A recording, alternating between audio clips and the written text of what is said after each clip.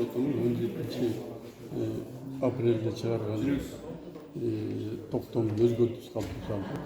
Бул деген учуроолу Эрланга карата ашкорлук камоо тууралуу 20-йылга чейин созулат да, 20. Анан кийин бул албетте туура эмес.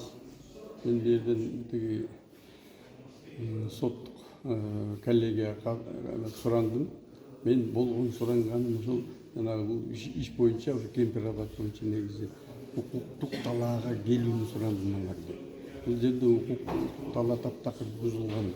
Бул жерде ошол эле жанагы кылмыш процессуалдык кодекс да бузулуп атат, бүт бардыгы менен. Мен ошолорду деле колдонуп, мунун эмесин жанагы баш коргоо чарасын өзгөртүп берүүнү сурандым. Үй камагына. Анткени ошол эле кылмыш процессуалдык кодексинин 114-беренесинин 1-бөлүгүндө жазылып турат. Баш коргоо чарасы катары камоо башка кыйла жеңил бөгөт коюу чарасын кабыл алууга мүмкүн болбогондо колдонулат деп турат. Мен суроо бердим, эмнеси мүмкүн эмес? 2 кичинекей баласы бар. Өздүгү аныкталган. Ойдан караган жок, эчтеке болгон жок.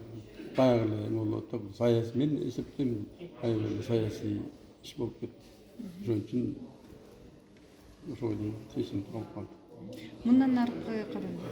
Мындан аркы кадамдар болгондо бул Бишкек шаардык сотунун аныктамасы даттанууга жатпайт.